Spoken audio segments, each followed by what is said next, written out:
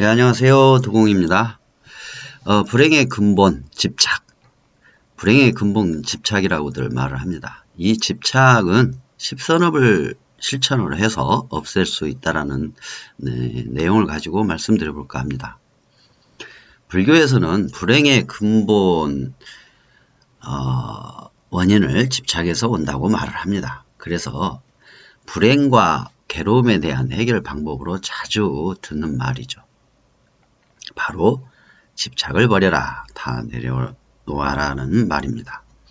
집착만 사라지면 바로 그 자리에서 행복이요 진정한 자유의 삶이라고들 합니다.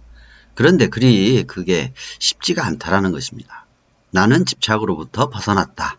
이제 집착이 무엇인지 본질을 알았고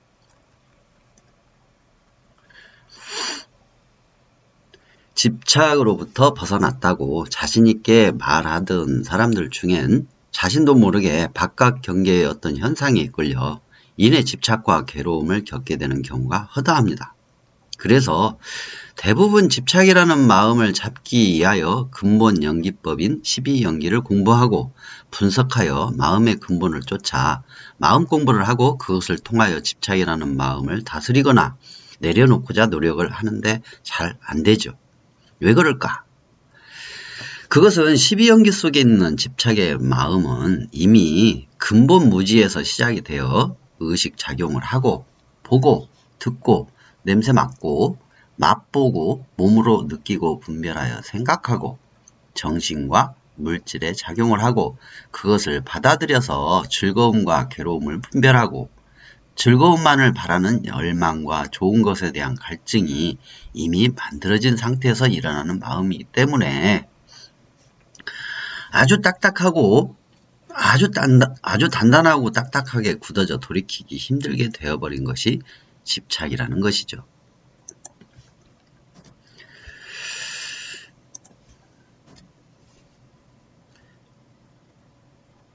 돌이키기에는 너무나 힘든 마음이라서 바깥에서 일어나는 모든 것들에 대하여 자기도 모르게 반응하여 행동하고 또 분별 기억을 해놓고 끊임없이 반복하여 행복과 불행의 결과를 맞이하고 동시에 행복과 불행의 원인을 다시 만들게 된다는 것입니다. 결국 집착의 마음이라는 것은 12단계 속에서 이미 9단계까지 진행이 되어버린 굳어버린 껍질을 가진 단계라는 것이죠. 그래서 12연기의 첫 단계인 근본 무지의 마음을 바꾸고자 이 세상이 돌아가는 이치인 고진멸도 사성제와 인과연기법과 인과응보 현상과 기타 여러가지의 불교 경전, 계율, 논서 공부를 하고 마음 공부를 하게 됩니다.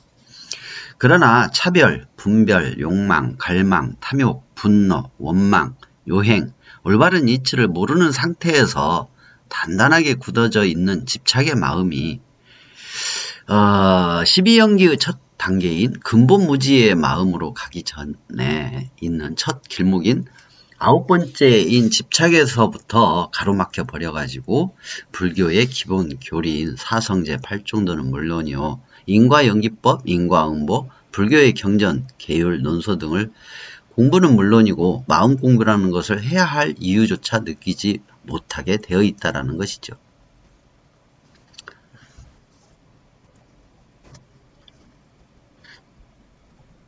설사 어느 정도 복력이 있어 사성제, 또 인과연기법도 인과응보도 불교 경전도 계율도 논서도 어느 정도 받아들여 이해했다 하더라도 무의식 즉 불교의 용어로 본다면 상속식 또는 업식 속에 숨어 작용하는 집착의 마음이 살아있어서 불교의 교리에 대하여 좌담 토론이나 분석 토론은 잘 할 수 있으나 실천이 되지 않아서 정작 자신의 생활에서는 하나도 활용하지 못해서 집착과 괴로움의 삶을 살고 있는 경우가 있기도 한다는 것입니다.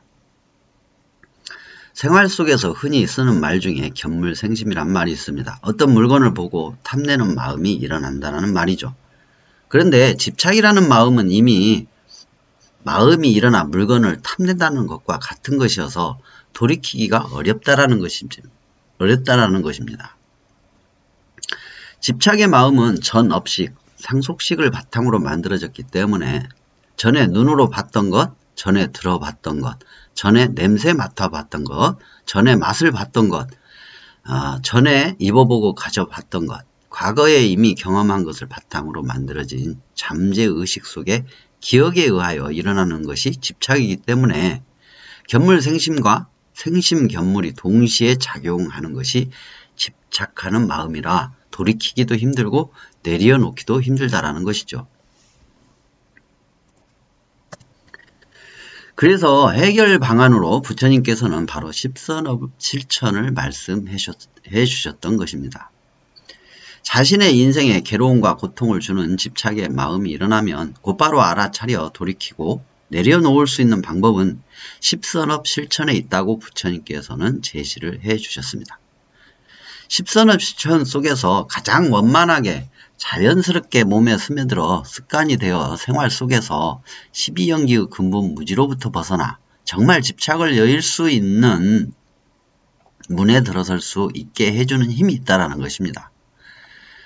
즉 십선업 실천을 통하여 단단하게 앞을 가로막고 있는 집착의 마음을 약하게 하고 근본 무지의 뿌리를 뽑는 길을 갈 수 있는 문을 열 수가 있다는 것이죠.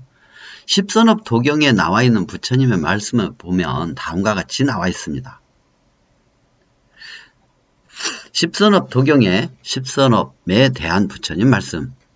사람들이 사는 도시나 농촌이 땅에 의지하여 편안하게 있으며 일체의 약초와 풀과 나무와 빽빽한 숲도 또한 모두 땅에 의지하여 태어나 성장할 수 있듯이 이 10가지 선업도 또한 이와 같아서 일체의 하늘과 사람이 의지하여 서며 일체의 성문, 독각의 보리와 모든 보살행과 일체의 불법이 모두 함께 이 10가지 선업의 대지에 의지하여 성취함을 얻느니라 라고 말씀을 해주셨습니다.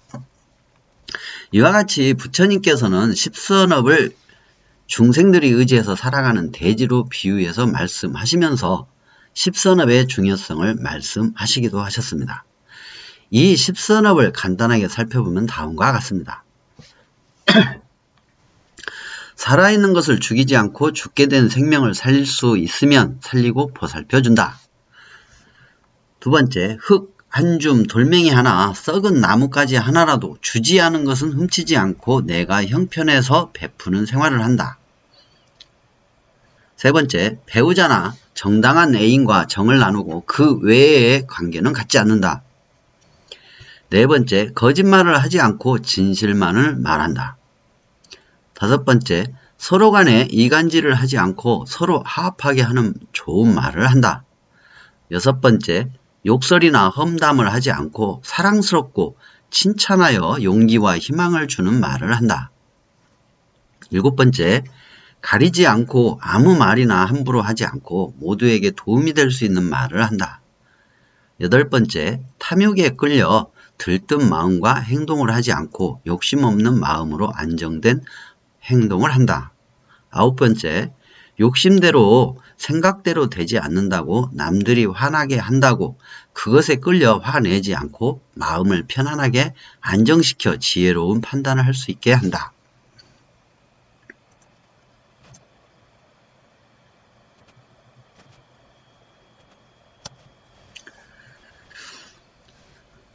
열 번째, 어느 것이 무엇이 바른 이치인지 알지 못해 어리석은 생각과 판단을 하지 않도록 공부하고 실천하고 항상 마음을 열어 지혜롭게 한다. 십선업은 몸으로 짓는 선업 3가지, 입으로 짓는 선업 4가지, 생각으로 짓는 선업 3가지의 종류로 되어 있습니다. 이 십선업을 실천하기 전에 꼭 염두에 둬야 할 것이 있는데 과거의 업으로 어쩔 수 없이 살생이나 기타 악업을 행할 수밖에 없는 직업이나 그런 이치나 상황에 처하게 되어 있어서 마음은 선업을 지으며 살고 싶은데 현실은 매우 어려운 경우가 있는 것이 대부분이라는 것입니다. 그래서 십선업 실천이 좋다라는 것을 알아도 현실적으로 너무 어려워 아예 포기하기도 하는 분들이 있다는 것입니다. 이러한 이유로 아예 개종을 해서 불교를 떠나거나 현실에 맞지 않는 교리라 생각하고 알면서도 외면해버리는 애면해 버리고 경전 공부나 기도 연불 이주의 신앙생활만 하는 경우가 많이 있습니다. 그러나 십선업 실천이라는 것이 아주 큰 선업이 되는 실천도 있고 아주 작은 선업이 되는 것도 있고 또 선업의 종류도 매우 다양하게 있다는 것을 알면 각자의 직업과 생활 여건에서 선업 실천을 점차적으로 확대하여 나중에는 그 복의 작용으로 직업과 생활 여건까지 좋은 방향으로 바꿀 수 있다는 그런 점이 있습니다. 네. 인생의 행복의 재료 10선업 한번 실천해 보시면 어떨까 합니다. 도공이었습니다.